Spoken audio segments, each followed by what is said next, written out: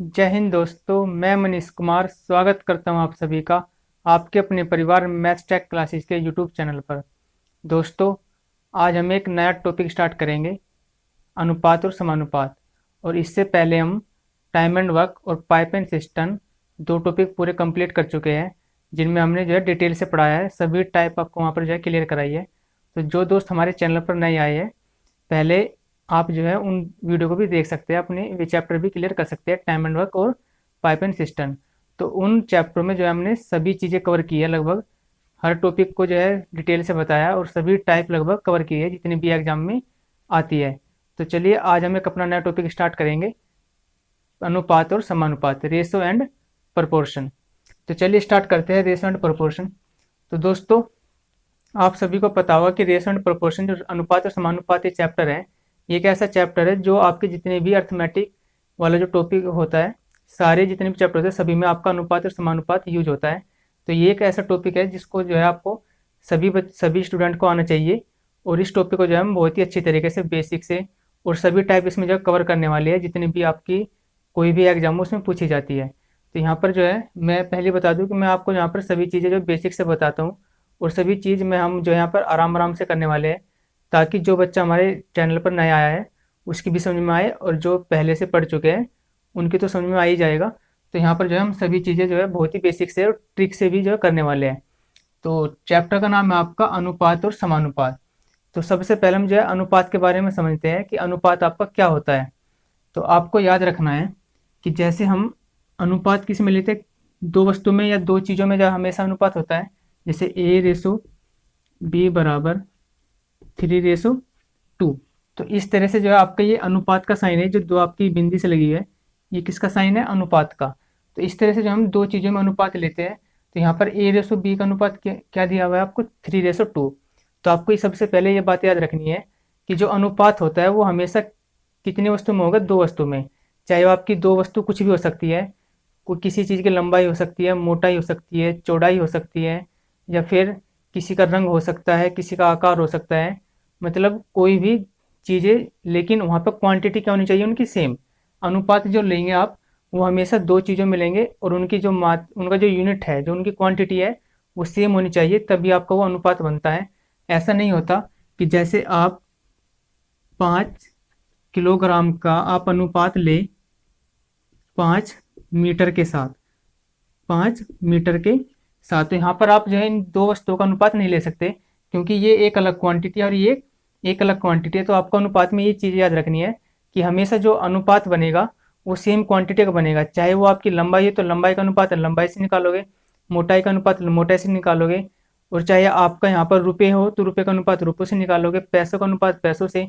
इस तरह के जितने भी आपके आगे क्वेश्चन आएंगे तो वहाँ पर आप देखोगे, एक चीज़ नोट करोगे कि हमेशा जो अनुपात बनता है वो किस में बनता है, सेम क्वांटिटी में। तो यहाँ पर आप देखिए, किलोग्राम एक अलग यूनिट है और मीटर क्या आपकी एक अलग यूनिट है, तो यहाँ पर इनका जो अनुपात है वो क्या पॉसिबल नहीं होगा।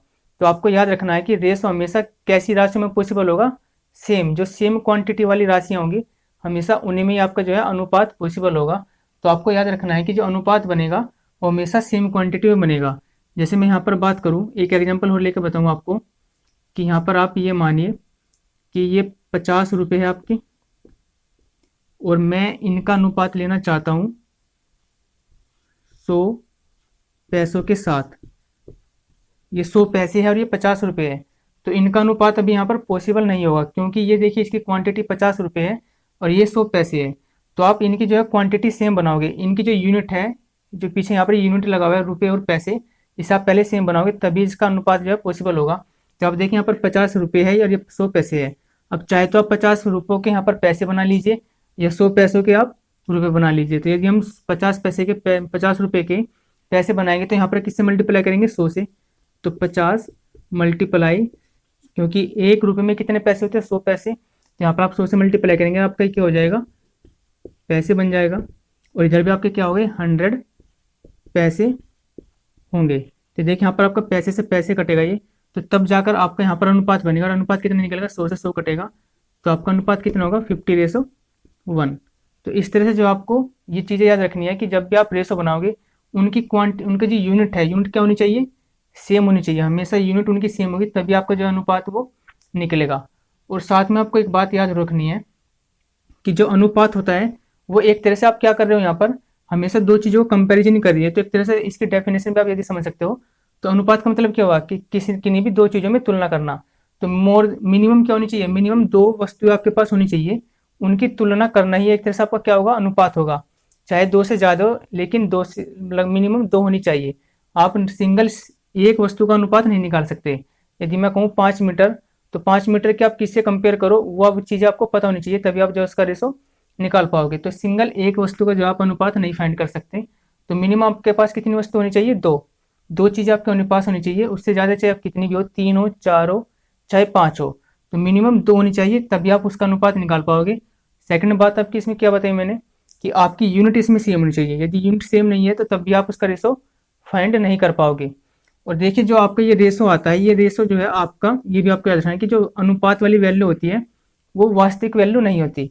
क्या ये 50:1 क्या इसका वास्तविक वैल्यू थी, ये सिर्फ आपका यहाँ पर जो है क्या होता है, रेशो जो है, रेशो में जो चीज़ होती है उसको काटने के बाद यहाँ पर बनती है, तो यहाँ पर ये आपकी जो रेशो में बनता है वैल्यू, वो आपकी वास्तविक वैल्यू नहीं होती। तो इस तरह से जो है आगे क्वेश्चन आएंगे कि वास्तविक, ये आपकी जो रेशो में वैल्यू होगी उससे वास्तविक वैल्यू फाइंड करना। तो यहाँ पर रेशो से हम आगे चीज़ें कंपेयर करेंगे। तो ये भी आपको बात रखनी है कि जो आपकी रेशो में वैल्यू होती है वो एक तो वास्तविक वैल्यू नहीं होती, और जो रेशो बनता है वो हमेशा सेम क्वांटिटी में बनता है, सेम राशि वाली वस्तु में आपका रेशो बनता है। इसके बाद आप एक चीज़ और समझे इसमें, रेशो में आपको एक चीज़ ये समझनी है कि आपके इसमें जो अलग अलग टाइप के क्वेश्चन होंगे, ये तो बात आपकी समझ में आ गई कि रेशो जो हम हमेशा किस क्वांटिटी में लेंगे, दो समान राशि में लेंगे। इसके बाद इसका दूसरा नाम यहाँ पे देख रहे होगा आप, समानुपात। तो समानुपात आप कैसे निकालोगे, देखिए यहाँ पर हमने कितने वस्तुओं का रेशो लिया, दो वस्तुओं का रेशो लिया।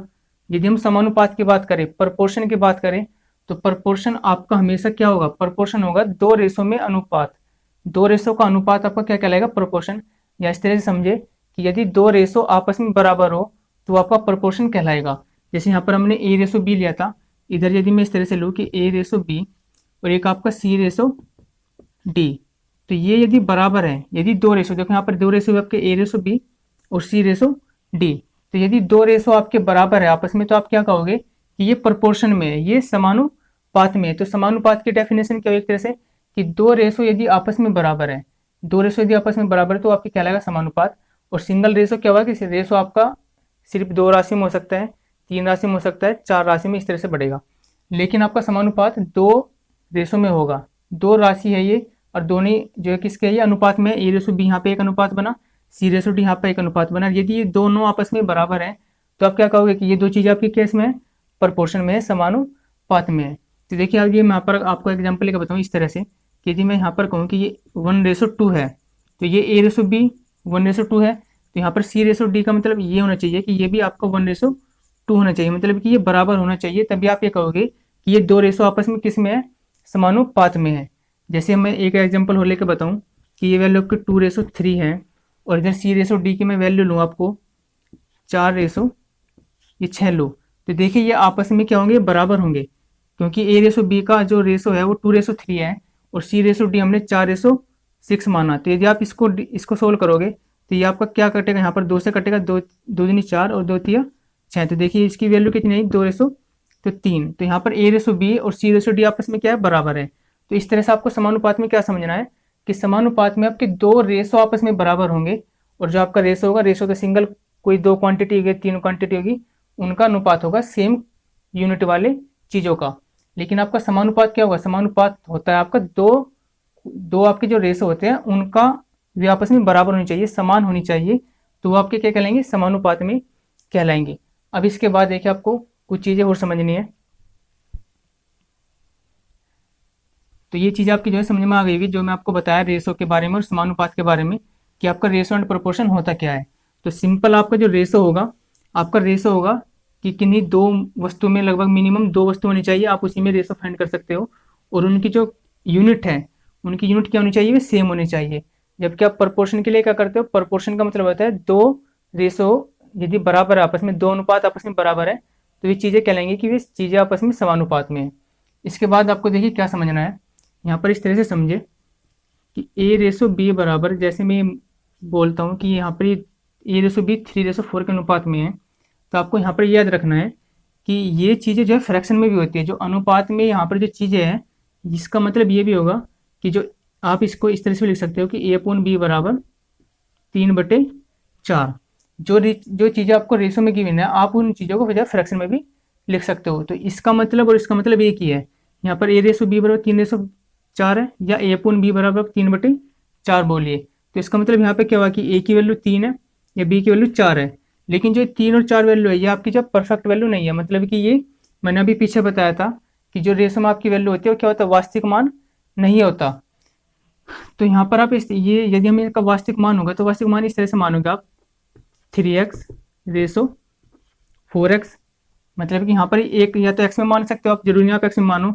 आप यहाँ पर 3a मान सकते हो, यहाँ पर 4b मान सकते हो, या 3p मान सकते हो, 4p मान सकते हो। आप किसी भी जो है इन अनुपात को हटाकर ये चीज़ें रख सकते हो। तो यहाँ पर ये x कटा होगा, x कटने के बाद ही आपका रेशो 3/4 बना होगा। तो यहाँ पर वास्तविक मान पूरा ये होगा 3x और 4x आपका वास्तविक मान होगा। और यदि आपको x की वैल्यू पता चल जाए और x की वैल्यू आप यहाँ पर रखोगे तो आपको क्या पता चलेगा, उस चीज़ की वास्तविक वैल्यू पता चलेगा। तो जो आपका रेशो बनता है वो रेशो आपका वास्तविक मान नहीं होता। ये चीज़ आपको एक याद रखनी है। इसके बाद इसके बाद आपको कुछ जो है चीज़ें याद रखनी है। वो चीज़ें क्या होंगी इस तरह से। पहला पॉइंट आपका देखो रेशो में ये बनेगा कि आपको ये याद रखना है कि जो आपका रेशो होता है उस रेशो में, यदि मैं ये पहला एग्जाम्पल लूँ A/B बराबर 3/4, तो इस रेशो में यदि मैं किसी चीज़ की गुना करूँ, यदि मैं रेशो में किसी भी चीज़ की गुना करूँ तो उसके रेशो पर जो है कोई भी फर्क नहीं पड़ता, मतलब कि यहाँ पर रेशो चेंज नहीं होगा। तो आपको याद रखना है कि आप जो है रेशो में अनुपात में किसी भी चीज़ की मल्टीप्लाई कर सकते हो। जैसे मैं यहाँ पर इसकी मल्टीप्लाई, इसमें पूरे रेशो में यदि मैं यहाँ पर 4 की मल्टीप्लाई कर दूँ तो बताइए क्या बनेगा। 4 की मल्टीप्लाई इसमें होगी और 4 की मल्टीप्लाई इसमें होगी तो कितना बनेगा, 4 × 12 और 4 × 4 16। देखिए ये आपका यहाँ पर सिर्फ हमने मल्टीप्लाई करने पर जो इनका वास्तविक, जो इनका यहाँ पर ये रेशो था 3/4, उस पर कोई प्रभाव नहीं पड़ेगा। तो यहाँ पर आपको याद रखना है कि रेशो में आप जो है किसी भी चीज़ की मल्टीप्लाई कर सकते हो। देखिए आप यहाँ से जब काटोगे तो 4 × 12 बनेगा और 4 × 4 16, तो फिर से इनका रेशो 3/4 बन गया। तो इसका मतलब क्या हुआ कि आप यदि रेशो में किसी भी चीज़ की मल्टीप्लाई करते हो तो उसका जो इनिशियल जो पहले वाला रेशो होता है उस पर कोई प्रभाव नहीं पड़ता। क्योंकि आप देखिए जो रेशो 3/4 स्टार्टिंग में था वही रेशो आपका बाद में बना 3/4। तो इससे यहाँ पर क्या पता चला आपको कि आप रेशो में किसी भी चीज़ की मल्टीप्लाई कर सकते हो। जो भी आपको रेशो गिवन होगा आप उसमें, आपकी जो आगे क्वेश्चन आएंगे वहाँ पर हमको कहीं पर जो है किसी भी चीज़ की वैल्यू में जो है गुना करने की जरूरत पड़ेगी तो आपको बेझिझक जो है किसी भी चीज़ की जो है गुना कर सकते हो किसी भी रेशो में, क्योंकि गुना करने पर आपका रेशो चेंज नहीं होता। तो आपकी पहली बात याद रखनी है रेशो में कि आप रेशो में किसी भी चीज़ की मल्टीप्लाई कर सकते हो। इसके बाद आपको सेकंड पॉइंट की इसमें क्या याद रखना है, सेकंड पॉइंट आपको याद रखना है कि यदि आपका कोई रेशो है, ये आपका रेशो है 3/4, आप ये मान लीजिए। अब इसमें पहली बात तो मैंने आपको बता दी कि आपको जो है रेशो में आप किसी भी चीज़ की मल्टीप्लाई कर सकते हो। सेकंड बात इसमें क्या है कि आप किस रेशो में जो है किसी भी चीज़ से डिवाइड कर सकते हो, किसी भी चीज़ से जो है भाग कर सकते हो, तो उसके रेशो पर भी तब भी कोई प्रभाव नहीं पड़ेगा। जैसे आप ये देखिए यहाँ पर ये 3/4 है तो आप यहाँ पर इसमें किसी भी चीज़ से भाग कर सकते हो। जैसे मैं कहूँ कि आप ये यहाँ पर मान लीजिए कि जैसे 3x है ये अपोन में यहाँ पर इसे 5 से भाग कर दीजिए, और यहाँ पर ये आपका 4x है, आप इसको यहाँ पर 5 से भाग कर दीजिए। तो आपने यहाँ पर रेशो में दोनों जगह भाग किया और भाग करने पर आपका जो रेशो है 3/4 ही बनना चाहिए। यदि आपका रेशो 3/4 बन जाता है तो इसका मतलब क्या हुआ कि भाग भी आप किसी भी रेशो में किसी भी चीज़ से भाग कर सकते हो, क्योंकि उस पर जो है कोई प्रभाव नहीं पड़ेगा उसके पहले वाले रेशो पर। देखिए आपका यहाँ पर 5 से 5 कटेगा, ये x से x कटेगा, तो तब भी आपका इसका रेशो क्या बना, 3/4 बना। तो यहाँ से आपको क्या पता चला कि आप अनुपात में किसी भी संख्या से भाग कर सकते हो या अनुपात में आप किसी भी संख्या से गुना कर सकते हो। तो उसका जो रेशो होता है, इनिशियल जो रेशो होता है, उस पर कोई भी फर्क नहीं पड़ता, उस पर कोई भी इफेक्ट नहीं पड़ता। तो आपको जो ये चीज़ें याद रखनी है, 2 पॉइंट, कि आप रेशो में जो है किसी भी चीज़ से गुना कर सकते हो डायरेक्ट, किसी भी चीज़ से डायरेक्ट जो है भाग कर सकते हो, तो उसके अनुपात पर, उसके रेशो पर जो है कोई भी प्रभाव नहीं पड़ेगा। तो इसके 2 पॉइंट हैं। इसके बाद इसका एक और पॉइंट है। तो देखिए इसके मैं 2 पॉइंट आपको बता चुका। ये चीज़ें जो है छोटी छोटी सी चीज़ें जो आपका जो है यही कंसेप्ट होता है और इन्हीं कंसेप्ट से आपकी जो है ट्रिक निकलेगी। तो आपको ये बातें याद रखनी है कि आप रेशो में किसी भी चीज़ से गुना कर सकते हो, किसी भी चीज़ से भाग कर सकते हो, तो आपका जो पहला रेशो होगा उस पर कोई भी फर्क नहीं पड़ने वाला। तो आप किसी भी रेशो में डायरेक्ट जो है गुना और भाग कर सकते हो। इसके बाद आपका तीसरा पॉइंट आपको क्या याद रखना है रेशो में, कि ये जैसे हमने माना कि A/B बराबर आपका 3/4 था, तो आप किसी भी रेशो में सीधा ऐड नहीं कर सकते। जैसे अब मैंने पहले आपको गुना करने वाला बताया कि आप किसी भी रेशो में डायरेक्ट गुना कर सकते हो, किसी भी रेशो में आप डायरेक्ट भाग कर सकते हो, तो उसके रेशो पर कोई भी फर्क नहीं पड़ता। लेकिन आप किसी भी रेशो में जो है कोई भी संख्या डायरेक्ट ऐड नहीं कर सकते। जैसे मैं यहाँ पर बोलूँ कि ये आपका 3x होगा और ये आपका जो है 4x होगा, तो यदि मैं यहाँ पर ये बोलूँ कि आप इसमें दोनों तरफ जो है 5 ऐड कर दिए, यहाँ पर दोनों तरफ आप 5 ऐड कर देते हो, तो क्या ये बताओ मुझे, क्या ये 3:4 बना? जैसे मैंने आपको पहले गुना करके बताया, फिर भाग करके बताया, और उनका फिर रेशो भी बना बना के दिखाया, पहले वाला इनिशियल रेशो, कि जब आप किसी चीज़ में गुना कर रहे थे, किसी चीज़ में भाग कर रहे थे, तो आपका रेशो फिर से वही बन रहा था, तो आपका रेशो चेंज नहीं हो रहा था। लेकिन जब आप रेशो में डायरेक्ट कोई भी चीज़ ऐड करते हो, तो देखिए आप यहाँ पर 3x + 5 और 4x + 5, तो यहाँ पर 5 से 5 इस तरह से नहीं कट सकता, डायरेक्ट आप जो है 5 से 5 नहीं काट सकते। इसका मतलब क्या हुआ कि आप किसी भी रेशो में डायरेक्ट जो है ऐड नहीं कर सकते, क्योंकि ऐड करने पर आपका जो पहले वाला रेशो नहीं बनेगा, आपका रेशो क्या हो जाएगा, चेंज हो जाएगा। आप यहाँ पर इस तरह से नहीं कर सकते। जैसे मैं यहाँ पर अभी तो मैंने x मान के बताया, या आप यहाँ पर यदि मैं डायरेक्ट इसमें ऐड करूँ कि 3 + के 5 और यहाँ पर 4 + के 5, तो यहाँ पर आपका ये 5 और 3 8 बना और 5 और 4 9 बना। तो देखिए आपका रेशो पहले क्या था, 3:4, अब रेशो कितना बन गया, 8:9। तो आप यहाँ पर डायरेक्ट जो है ऐड नहीं कर सकते। आप यहाँ पर जो है किसी भी संख्या में डायरेक्ट रेशो में जो है कोई भी संख्या डायरेक्ट ऐड नहीं कर सकते। आपको ये चीज़ें याद रखनी है कि आप जो है सिर्फ किसी भी रेशो में गुना या भाग कर सकते हो, किसी भी रेशो में डायरेक्ट कोई भी संख्या ऐड नहीं कर सकते। जैसे यहाँ पर हमने 5 ऐड करा तो आपका रेशो 8 और 9 बन गया, तो ये तो फर्क, ये तो चेंज हो गया रेशो, तो इसका मतलब क्या हुआ, ये गलत हो गया। तो आप किसी भी रेशो में डायरेक्ट कोई भी संख्या ऐड नहीं करोगे। ये इसका तीसरा पॉइंट था। इसी प्रकार आपका चौथा पॉइंट होगा कि आप किसी भी रेशो में, जैसे आप, मैं ये एग्जांपल लेकर बताता हूँ। आपका एग्जांपल है ये रेशो b = 3:4। तो यहाँ पर ये ऐड करने वाला था कि आप किसी भी रेशो में डायरेक्ट कोई भी संख्या ऐड नहीं कर सकते, क्योंकि ऐड करने पर उसका क्या रेशो क्या हो जाता है, चेंज हो जाता है। और यदि हम किसी भी रेशो में जो है कोई संख्या घटाएं, तो आप डायरेक्ट जो है किसी भी रेशो में कोई भी संख्या घटा भी नहीं सकते। जैसे 3x होगा और ये आपका 4x होगा, और इसमें से मैं दोनों में से 5 घटा दूँ, तो इसका मतलब क्या हुआ कि आपका ये रेशो बराबर है 3x - के 5, 4x - के 5, तो ये 3:4 देगा, तो ये आपका कभी भी 3:4 नहीं देगा। तो आप डायरेक्ट इस तरह से किसी भी रेशो में कोई भी संख्या ना तो घटा सकते हो और ना ही जोड़ सकते हो, क्योंकि घटाने पर जोड़ने पर आपका रेशो जो इनिशियल रेशो होता है वो नहीं बनता। सिर्फ कंडीशन कौन सी होगी, पहली और दूसरी, जिसमें मैंने आपको ये बताया कि आप किसी भी रेशो में गुना कर सकते हो तो उसके रेशो पर कोई प्रभाव नहीं पड़ेगा, और आप किसी भी रेशो में भाग कर सकते हो किसी भी संख्या का, तब भी उस पर कोई प्रभाव नहीं पड़ेगा। तो आपको पहले 2 पॉइंट याद रखनी है, और ये 2 पॉइंट और याद रखने हैं कि आप डायरेक्ट किसी भी रेशो में ना तो किसी संख्या को जोड़ सकते और ना ही किसी भी रेशो में आप डायरेक्ट कोई संख्या घटा सकते। तो बताइए आपकी इतनी बातें, 4 पॉइंट आपकी समझ में आए कि नहीं? ये सबसे बेसिक पॉइंट था आपका जो मैंने आपको समझाया रेशो में, और ये चीज़ आपकी जो है आगे क्वेश्चन में काम आएगी। तो ये चीज़ आपको जो है अच्छी तरह से याद रहनी चाहिए। तो आप सभी जो है जो भी मैं आपको बातें लिख रहा हूँ वे सभी आप जो है नोट कर ले।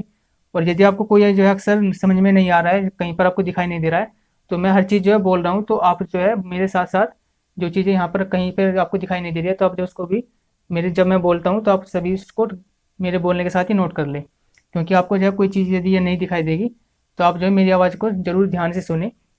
इसके बाद देखिए मैं आपको आपके अगले जो पॉइंट होगा वो क्या होगा, वो आपके, देखिए आपको मैं 4 पॉइंट बता चुका रेशो में, ये चीज़ आपको याद रखनी है 4 पॉइंट। इसके बाद देखिए आपका रेशो में क्या होगा कि आपको इस तरह से याद रखना है रेशो में। यदि मैं आपको अगला पॉइंट बताऊँ, ये मैं आपको 4 पॉइंट बता चुका। इसके बाद आपका 5वां पॉइंट क्या होगा कि यदि हम एक रेशो ले a:b, यदि मैं पहले एग्जाम्पल हो आपका 3:4, आपका दो संख्याओं का रेशो है a:b = 3:4। तो मैंने आपको पहली स्टार्टिंग में बताया कि आप इसको जब फ्रैक्शन वैल्यू में भी लिख सकते हो, a/b = 3/4। तो इसका मतलब भी यही है, और ये a:b = 3:4 है। ये और ये बातें आपकी जो है सेम है, क्योंकि आप जो है आपको ये बात याद रखनी है कि जो रेशो वाली चीज़ें होती है वे जो आप उसको फ्रैक्शन में भी लिख सकते हो, भिन्न में भी लिख सकते हो, क्योंकि भिन्न वाली चीज़ को आप जो है रेशो में लिखते हो। इस 3/4 का मतलब भी आपका क्या होगा, 3:4 ही होगा। तो आपको इस चीज़ में कन्फ्यूज नहीं होना है कि जो चीज़ आपकी फ्रैक्शन में होगी आप उसको क्या लिख सकते हो, रेशो में लिख सकते हो, या जो चीज़ आपकी रेशो में आप उस चीज़ को फ्रैक्शन में लिख सकते हो। इसके बाद आपको एक चीज़ यहाँ पर और समझना है कि आप इन चीज़ों में रेशो इस तरह से भी निकाल सकते हो, a/3 = b/4। तो आप जो है इन तीनों चीज़ों का मतलब एक ही है, a:b = 3:4, a/b = 3/4, तो इसका मतलब भी 3:4 है। यदि और आप जो a रेशो b बराबर 3/4, आप इसको इस तरह से भी लिख सकते हो, a/3 बराबर b/4।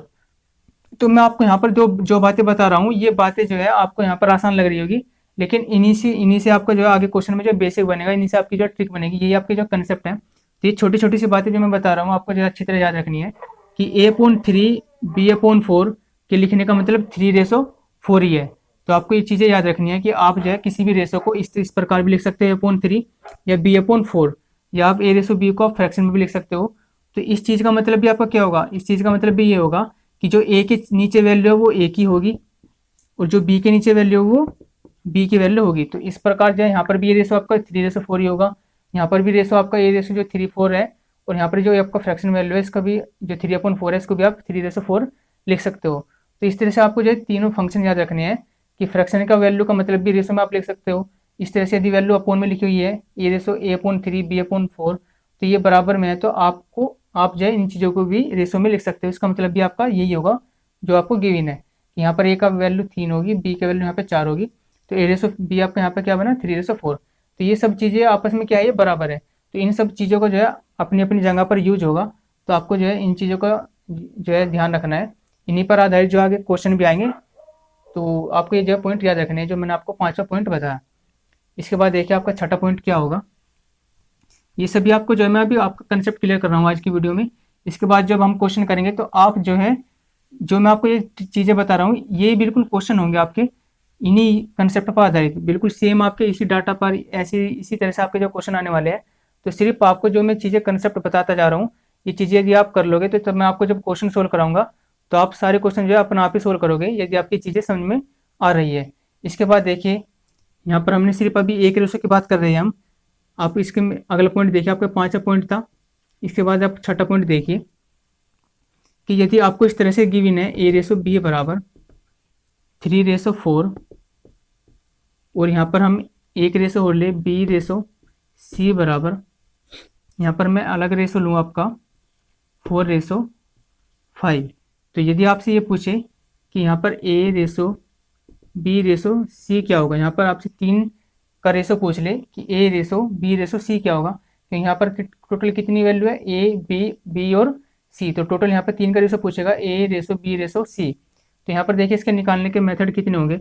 इसके सबसे पहले निकालने का मेथड क्या होगा कि आप यहाँ पर देखिए a की वैल्यू 3 है, यहाँ पर b की वैल्यू आपकी 4 है, यहाँ पर b की वैल्यू आपकी 4 है, और यहाँ पर c की वैल्यू आपकी 5 है। तो आप यहाँ पर देख रहे होगे कि यहाँ पर आपकी b की वैल्यू क्या है, दोनों जगह b की दोनों जगह वैल्यू आपकी सेम है। तो आपका डायरेक्ट रेशो क्या होगा कि a की वैल्यू 3, b की वैल्यू 4 और c की वैल्यू 5। तो इस तरह से जो आप यहाँ पर डायरेक्ट रेशो निकाल सकते हो तीनों का। तो ये आपका पहला टाइप होगा कि यहाँ पर a b की वैल्यू 3/4, b c की वैल्यू 4/5। तो आपके अभी इसके बाद जो आपके मन में डाउट ये भी आ रहा होगा कि यहाँ पर तो आपका b की वैल्यू सेम है, यदि b की वैल्यू सेम ना हो तब क्या करेंगे। तो जो आपके दिमाग में रहा हो मुझको पता है, उसके बाद जो मैं आपको वही डाउट क्लियर करूँगा। सबसे पहला आपका ये टाइप है कि जब आपके यहाँ पर 3 रेशो में रेशो पूछा और यहाँ पे जो आपकी b है ये क्या आपका सेम है कि यहाँ पे b की वैल्यू 4, यहाँ पर b की वैल्यू 4, यहाँ पे a की वैल्यू अलग है और यहाँ पर c की वैल्यू अलग है। तो डायरेक्ट आप a b c में रेशो कैसे निकाल सकते हो कि जो a की वैल्यू यहाँ पर वो 3 है, b की वैल्यू जो दोनों जगह कॉमन है वो 4 है, और c की वैल्यू आपकी क्या है 5। तो ये आपका डायरेक्ट आप रेशो इस तरह से निकाल सकते हो। इसके बाद आपका दूसरा तरीका क्या होगा कि जब आपके यहाँ पर b, दूसरा क्वेश्चन का आपका क्या होगा कि जब यहाँ पर b की वैल्यू चेंज हो जाए तो तब आप कैसे निकालोगे। तो देखिए इस तरह से हम यहाँ पर अलग रेशो मान रहे हैं कि यहाँ पर यदि a/b बराबर आपको गिवन दें 3/4, और यदि आपको b/c बराबर गिवन हो जाए 5/7, तो तब आप जो है ABC का रेशो कैसे निकालोगे, तब आप a/b/c जो है वो कैसे निकालोगे। तो अब देखिए ऊपर आपका क्या था, सबसे पहला आपका क्वेश्चन था कि जब आपकी दो रेशो में b की वैल्यू सेम थी, तो आप जो b की वैल्यू सेम थी आप वो यहाँ पर b कॉमन वैल्यू लेकर और जो a की थी वो यहाँ पर रख रही थी b और c के आप आसानी से निकाल पा रहे थे। लेकिन अब आपका क्या होगा यही, अब आप यहाँ पर देख रहे हो कि यहाँ पर b की वैल्यू अब क्या होगी अलग अलग। तो इसके निकालने के कितने तरीके होंगे आप देखिए, इसके निकालने के मैं आपको यहाँ पर अलग अलग तरीके बताऊंगा। सबसे पहला तरीका आपका क्या होगा कि आप देखें यहाँ पर b की वैल्यू 4 है और यहाँ पर b की वैल्यू 5 है, तो आप जो है किसी भी रेशो में यदि किसी भी संख्या से गुना करोगे तो आपके रेशो पर कोई प्रभाव नहीं पड़ेगा। ये मैं आपको बात स्टार्टिंग में बता चुका हूँ कि आप रेशो में किसी भी चीज़ की गुना कर सकते हो और किसी भी चीज़ की से भाग कर सकते हो। देखिए यहाँ पर b की वैल्यू आपकी 4 है, यहाँ पर b की वैल्यू 5 है, तो आप ऊपर 5 से गुना कर दीजिए और नीचे 4 से गुना कर दीजिए, तो आपकी जो बी की वैल्यू सेम हो जाएगी। और आपका नया रेशो क्या बनेगा, जब आप 5 की गुना इन दोनों रेशो में गुना करोगे तो आपकी हर एक क्वांटिटी में रेशो में जो है हर एक चीज़ में मल्टीप्लाई होगी। तो 5 की गुना आप 3 में करोगे, 5 से 15 रेशो, 5 की मल्टीप्लाई 4 में करोगे तो 5 चौक 20। इसके बाद आप 4 की गुना यहाँ पर करोगे, 4 पंजे 20, और इसके बाद आप 4 गुना 7 में करोगे, 7 चौक 28। तो देखिए आप यहाँ पर आपका ये बिल्कुल ऊपर की तरह बन गया क्वेश्चन। यहाँ पर ए की वैल्यू आपकी 15 है, बी की वैल्यू आपकी यहाँ पर 20, यहाँ पर बी की वैल्यू आपकी 20 और सी की वैल्यू यहाँ पर 28। तो आपका रेशो क्या बनेगा, 15 रेशो 20 रेशो 28। तो ये देखो आपका सबसे पहला तरीका है कि आप रेशो में किसी भी चीज़ से जो है मल्टीप्लाई कर सकते हो, तो उस रेशो पर कोई फर्क नहीं पड़ता। और ये 4 के और 5 के आपने मल्टीप्लाई क्यों की, क्योंकि यहाँ पर आपको जो है बी की वैल्यू सेम करनी है। तो बी की वैल्यू यहाँ पर कितनी है आपकी 4 है, यहाँ पर बी की वैल्यू कितनी है 5 है। तो जो बी की वैल्यू यहाँ पर 5 है उसकी मल्टीप्लाई आप ऊपर कर दीजिए, जो बी की वैल्यू यहाँ पर 4 है उसकी मल्टीप्लाई आप नीचे कर दीजिए। तो आपका जो है बी का मान दोनों जगह सेम आ जाएगा। और इस तरह से जो है आप ए बी सी में रेशो फाइंड कर सकते हो। तो ये था इस तरह इस क्वेश्चन का जो है पहला तरीका। इसका दूसरा तरीका क्या हो सकता है, तो ये सबसे पहले ये पहला तरीका था, आप जो ऐसे भी नोट करें। इसके बाद जो है मैं इसका सेकंड तरीका बताता हूँ। सेकंड तरीका इसका क्या होगा, यहाँ पर देखिए ये ए बी क्या आपका 3:4 है, और बी सी आपका यहाँ पर कितना है, बी सी आपका 5:7 है। तो इसका सेकंड तरीका क्या होगा, तो आपको यहाँ पर ये याद रखना है कि जो भी चीज़ आपका कॉमन है, कॉमन आपका यहाँ पर क्या है, कॉमन आपका यहाँ पर बी है। तो जो बी का पार्ट कॉमन है आप इसकी दोनों में मल्टीप्लाई कीजिए, बी की इसमें भी मल्टीप्लाई कीजिए और बी की इसमें भी मल्टीप्लाई कीजिए, और फिर उसके बाद इसमें मल्टीप्लाई कीजिए।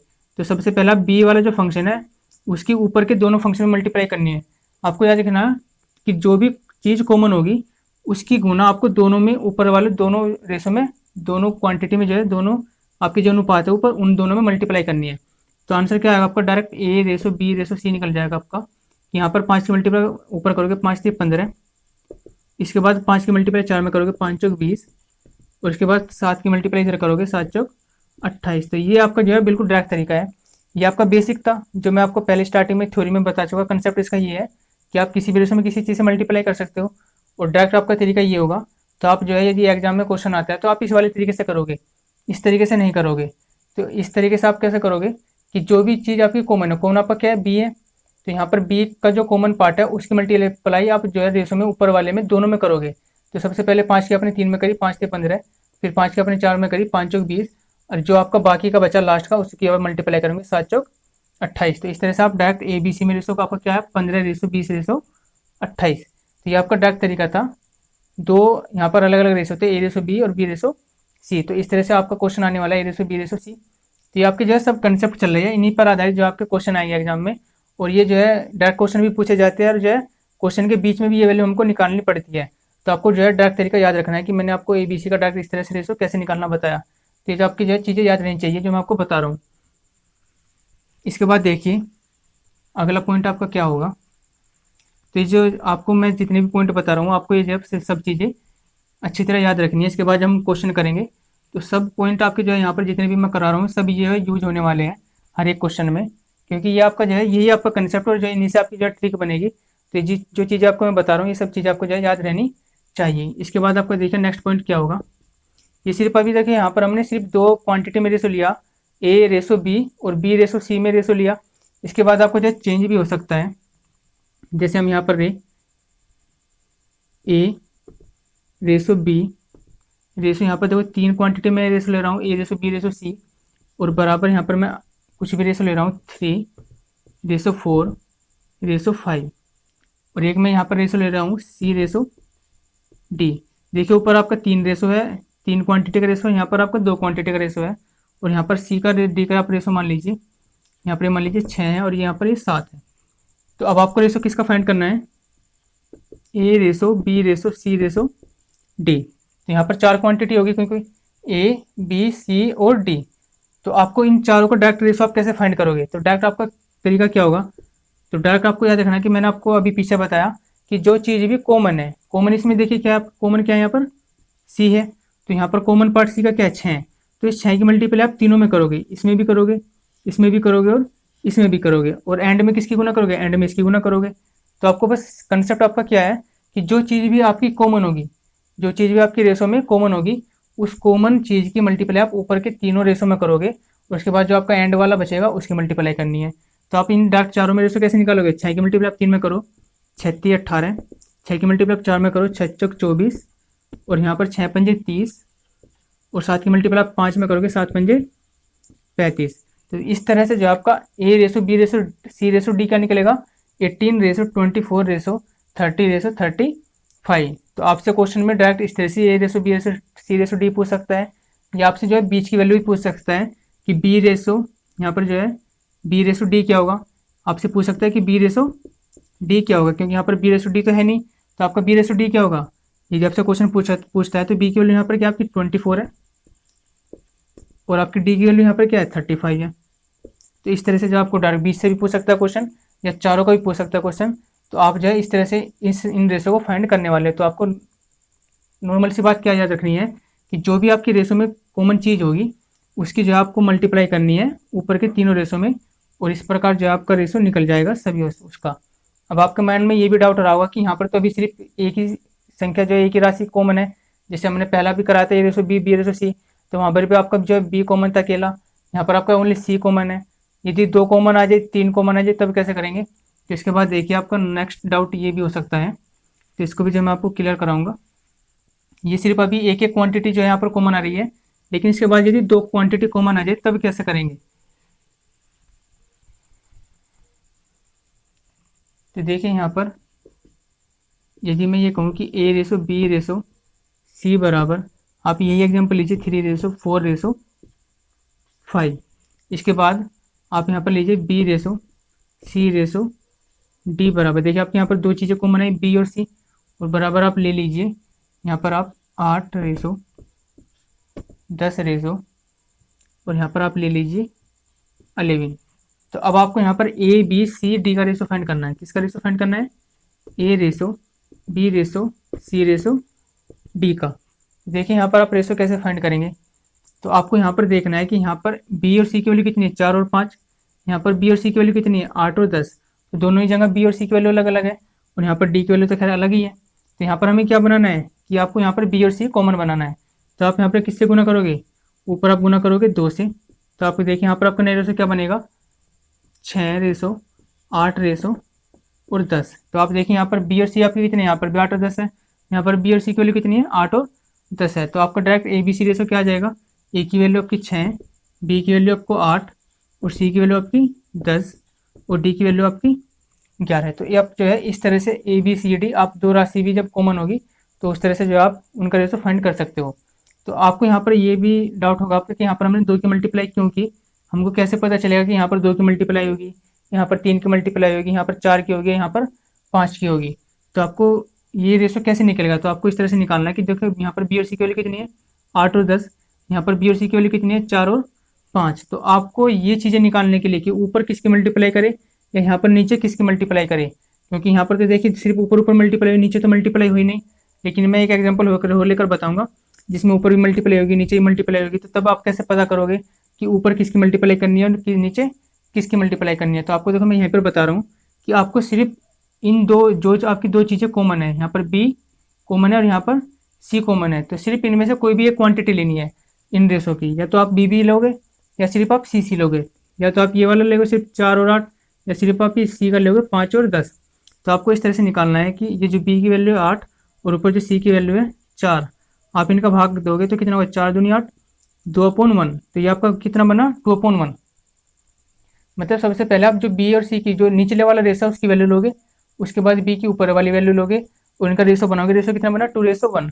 तो जो ये 2 है आप 2 की मल्टीप्लाई ऊपर करोगे, और जो ये 1 है 1 की आप मल्टीप्लाई नीचे करोगे। कैसे यहाँ पर तो 1 की मल्टीप्लाई करने का तो कोई फर्क नहीं पड़ने का, 1 की मल्टीप्लाई करने पर तो ये रही है, इस वजह से मैंने यहाँ पर 1 की मल्टीप्लाई नहीं की। तो आप इस तरह से फाइंड करोगे कि आपको ऊपर किससे मल्टीप्लाई करनी है नीचे किससे मल्टीप्लाई करनी है। तो आप यहाँ पर चाहे बी की वैल्यू ले लो चाहे आप यहाँ पर सी की वैल्यू ले लीजिए। देखिए सी की वैल्यू लेते हैं तो आप क्या लेते हैं सी की 10, ऊपर आपका कितना है 5, तो 5 से काटोगे 5 दूनी 10, 2/1। तो यहाँ पर भी आपका कितना बना 2/1। तो ये आप ऊपर 2 से मल्टीप्लाई करोगे नीचे 1 से मल्टीप्लाई करोगे। तो आपको इस तरह से जब पता चलेगा कि रेशो में आपको किस चीज़ से ऊपर मल्टीप्लाई करनी है और किस चीज़ से नीचे को मल्टीप्लाई करनी है। और इस तरह से आपका जो यहाँ पर बी और सी वाला जो पार्ट है क्या बन गया कॉमन, कि बी की वैल्यू यहाँ पर भी 8, यहाँ पर 10 है सी की, और यहाँ पर भी आपकी बी की वैल्यू कितनी है, यहाँ पर आपकी जो है बी की वैल्यू कितनी थी 8, और यहाँ पर सी की वैल्यू 10। तो इस तरह से जो आपका ए बी सी डी का रेशो आ गया। तो आपसे यदि इसमें यहाँ पर हमने चारों का रेशो निकाला, तो क्वेश्चन आपसे ये भी पूछ सकता है कि ए का और डी का रेशो क्या होगा, ए का और डी का रेशो क्या होगा। तो ए की वैल्यू 6 है और डी की वैल्यू कितनी है 11 है। तो इस तरह से आपके साथ क्वेश्चन में जो है किसी का भी रेशो पूछ सकता है। तो आप यहाँ पर चारों का रेशो निकाल लीजिए, और आपसे क्वेश्चन में जो भी पूछेगा आप जो है उस प्रकार सभी का रेशो फाइंड कर सकते हो। इसके बाद देखिए आपका नेक्स्ट पॉइंट क्या होगा।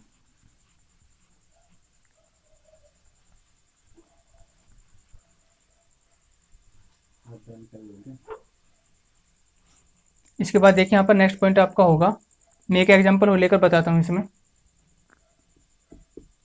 यदि हम ए बी सी ऐसा माने कि ए बी और सी बराबर, ए बी सी बराबर एक रेशो एक जो एग्जांपल और लेकर बता रहा हूँ आपको।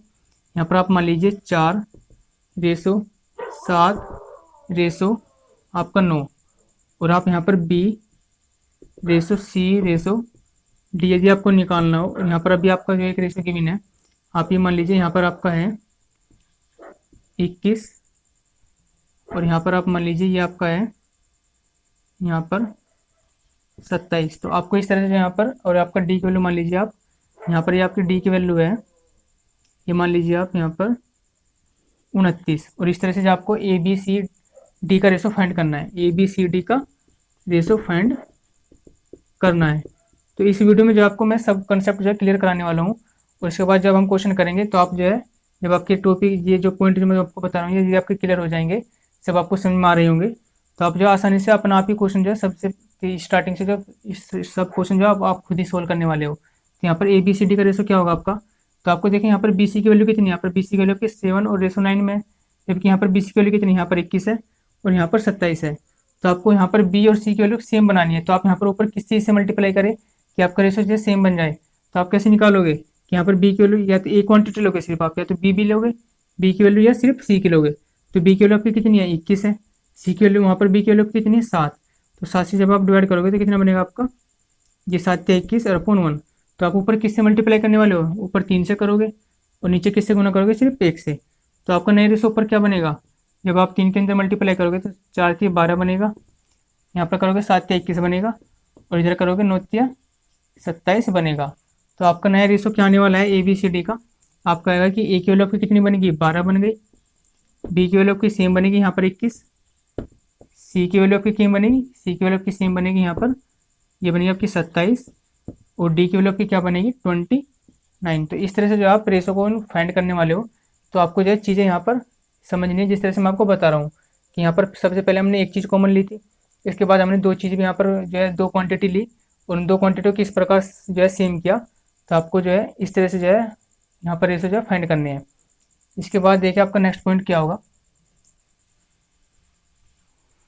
तो ये आपको जो है सब पॉइंट जो है इस तरह से ही याद रखने हैं जिस तरह से मैं आपको बता रहा हूँ सभी, और इन चीज़ों का जो है यूज़ क्वेश्चनों में होगा। तो ये सब आपके जो है कंसेप्ट होने वाले हैं, इन चीज़ों को ही आपको अच्छी तरह याद करना है, नोट डाउन करना है। इसके बाद देखिए आपका नेक्स्ट पॉइंट क्या होगा। रेशो का ही सब बातें चल रही है, अभी हम जो है प्रोपोर्शन की बात नहीं कर रहे हैं, समानुपात की बात नहीं कर रहे हैं, टोटल अभी जो आपका रेशो ही चल रहा है।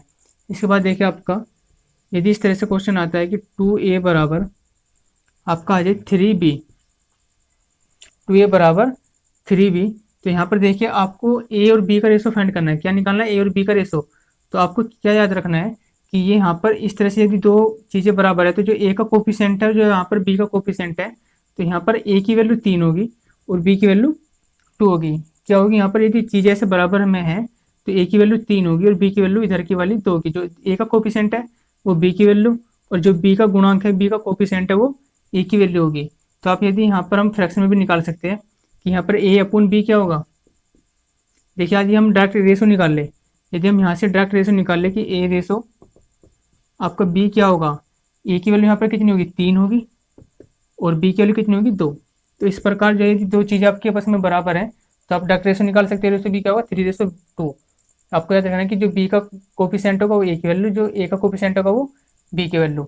या इसका दूसरा तरीका क्या होगा कि यहाँ पर देखिए a अपॉन में यहाँ पर b ले आइए आप, इधर क्या बनेगा आपका 3 और अपॉन 2। तो यहाँ पर a अपॉन b कितना निकला आपका 3/2, तो इसका मतलब भी क्या है, इसका मतलब भी आपका क्या है 3:2 कि ए रेसो बी की वैल्यू कितनी आ गई आपकी 3:2 आ गई। तो यहाँ पर ये चीज़ आपकी समझ में आ गई होगी कि आपको यहाँ पर यदि कोई चीज़ें बराबर में है तो आप डायरेक्ट जो बी का कोफिशिएंट होगा वो आपकी ए की वैल्यू होगी, जो ए का कोफिशिएंट होगा वो बी की वैल्यू होगी। तो यहाँ पर यह ए रेसो बी का निकला को 3:2 निकलने वाला है।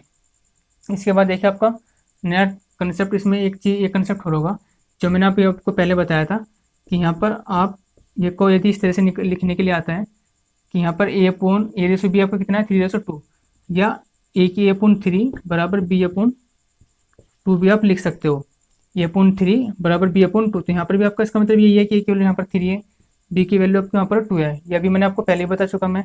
तो आपको इस तरह से यदि वैल्यू बराबर आती है तो यहाँ पर आपको याद रखना है कि जिस चीज़ का जिसकी क्वांटिटी का मल्टीप्लाई जो होगा वो दूसरी राशि का जो है वैल्यू होगा। तो जैसे यहाँ पर बी का कोफिशिएंट क्या 3 है तो ये किसकी वैल्यू होगी, ए की वैल्यू होगी। यहाँ पर ए का कोफिशिएंट 2 है तो यहाँ पर किसकी वैल्यू होगी, बी की वैल्यू होगी। लेकिन आपके मान जो है दिमाग में ये भी बात आ रहेगी कि यहाँ पर तभी सिर्फ 2 चीज़ें बराबर हैं, यदि 3 चीज़ें बराबर आ जाए तब हम उनका रेशो कैसे निकाल पाएंगे। तो ये नेक्स्ट पॉइंट है आपका। अभी सिर्फ मैंने आपको दो बराबर लेके दिखाया कि यहाँ पर 2 राशि बराबर है 2a बराबर 3b, लेकिन यदि 3 बराबर आ जाए तब आप कैसे निकालोगे। तो इस तरह से मैं जो है एक एग्जाम्पल ले रहा हूँ मैं आपको, 2a बराबर ये देखिए 3b बराबर और आपका आ जाए इस तरह से 5c, 2a बराबर 3b बराबर 5c। तो तब ए रेसो बी रेसो सी आप कैसे फाइंड करोगे, ए रेसो बी रेसो और सी आप जो है वो किस प्रकार फाइंड करोगे। तो इसके जो है फाइंड करने के देखिए आपके कितने तरीके होंगे आपके। देखिए यहाँ पर ए रेसो बी रेसो सी फाइंड करना है तो आप देखिए सबसे पहले क्या बनाओगे, ए रेसो बी बनाओगे। मैं यहाँ पर इसके 3 तरीके बताऊंगा, 3 तरीके से अलग इसका कोई चौथा तरीका नहीं होगा। तो सबसे जो आसान तरीका वो मैं आपको बाद में बताऊंगा, आपको यहाँ पर 3 तरीके में बताने वाला हूँ। तो ए रेसो बी कैसे निकलेगा, देखिए यहाँ पर A/2 बराबर 3b है तो बताइए 3 किसकी वैल्यू होगी, ए की होगी, और जो ए का कोफिशिएंट है 2 किसकी वैल्यू होगी, बी की वैल्यू होगी। तो यहाँ पर रेशो कितना बनेगा, ए रेसो बी का 3:2।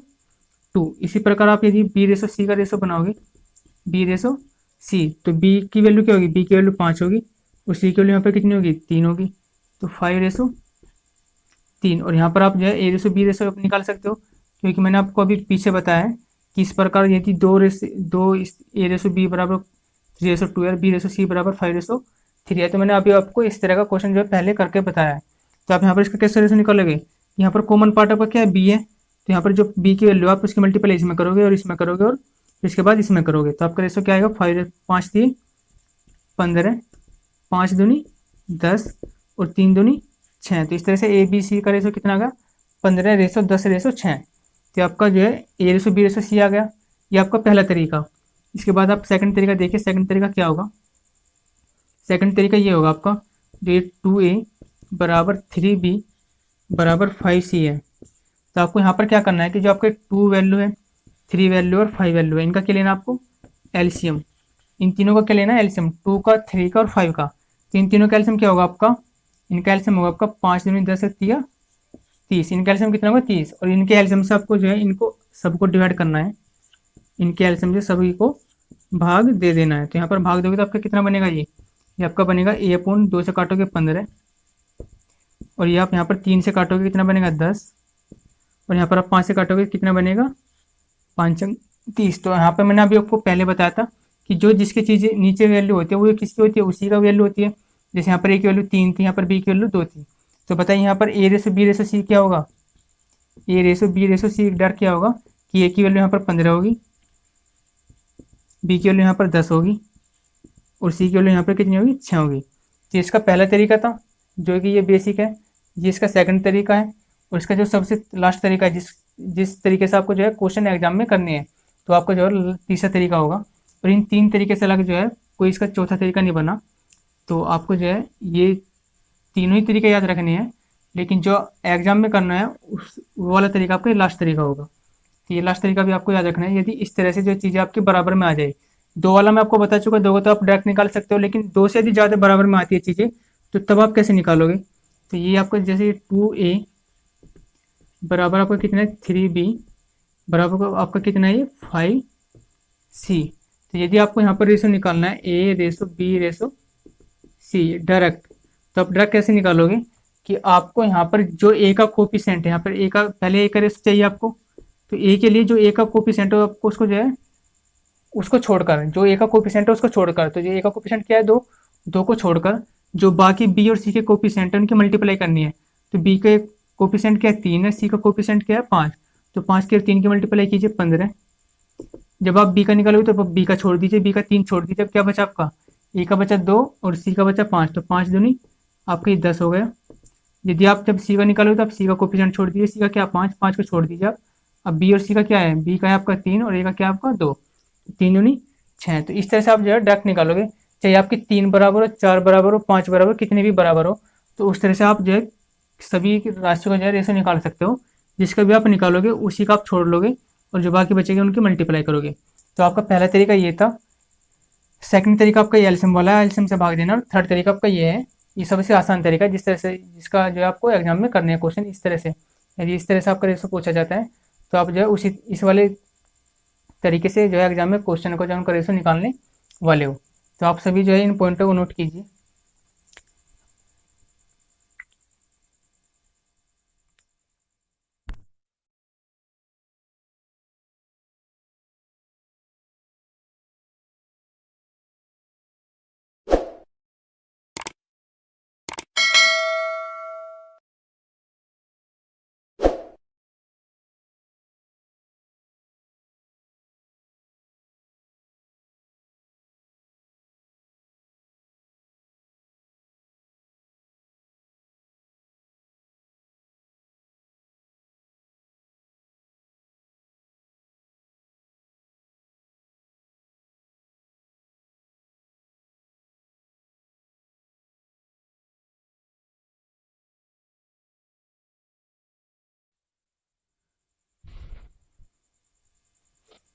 तो चलिए दोस्तों, आज ही आपके जितने भी मैंने आपको कंसेप्ट कराए हैं, आप सभी इनको जो अच्छी तरह नोट करें, इनको अच्छी तरह जो पढ़े, और इसके बाद जो नेक्स्ट वीडियो होगी उसमें आपके जो कुछ कंसेप्ट और बचे हुए हैं, उन कंसेप्ट को कराने के बाद हम जो है क्वेश्चन करने वाले हैं इसमें। और क्वेश्चन जो है मैं आपको इतने क्वेश्चन करा दूंगा इस चैप्टर में, ताकि आपके जो है कोई भी एग्जाम में क्वेश्चन नहीं छूटने वाला आपका। हर एक टाइप का यहाँ पर क्वेश्चन कराया जाने वाला है। जिस तरह से हमने जो टाइम एंड वर्क और पाइप एंड सिस्टम कंप्लीट किया है, उसमें लगभग इतने क्वेश्चन कंप्लीट किए हैं कि आपको किसी भी एग्जाम का कोई भी क्वेश्चन नहीं बचने वाला। आप जो है कहीं से भी सोल्व करें, आपका कोई भी डाउट उसमें नहीं रहने वाला। तो इसी प्रकार जो हम इसमें अनुपात और समानुपात में भी बहुत सारे क्वेश्चन करने वाले हैं, हर एक टाइप का करेंगे। तो आपका जो है इसमें जो है मैंने जो कॉन्सेप्ट करा दिए थे इसमें वीडियो में जो कराई है, उसके बाद नेक्स्ट पार्ट में जो है आपके कुछ कंसेप्ट कराने के बाद हम जो क्वेश्चन डिस्कस करेंगे, उन सभी क्वेश्चनों को जो है आप सभी निकालोगे जब आप जो है सारी चीज़ें आप सीख लोगे जो मैं आपको यहाँ पर बता रहा हूँ। तो चलिए, आप सभी का जो है बहुत बहुत धन्यवाद वीडियो देखने के लिए। और जो दोस्त हमारे चैनल पर नहीं आए हैं तो चैनल को सब्सक्राइब जरूर कर ले और बेल आइकन को भी प्रेस कर ले। और जितने भी यहाँ पर आपको जो पढ़ाया जाता है उन सभी की जो PDF पाने के लिए आपको जो है डिस्क्रिप्शन में लिंक मिलेगा हमारे टेलीग्राम चैनल का, जिसका नाम है मैथ्स टेक क्लासेस। तो आप जो है उस टेलीग्राम चैनल से जुड़ जाइए, जिसके जो आपको सभी यहाँ पर जितने भी टॉपिक कराए जाते हैं उन सभी के जो है PDF आपको, जो जितने भी नोट्स आपको यहाँ पर टेलीग्राम पर मिल जाएंगे। तो कंप्लीट वीडियो देखने के लिए आप सभी का बहुत बहुत धन्यवाद। जय हिंद, जय भारत, थैंक यू।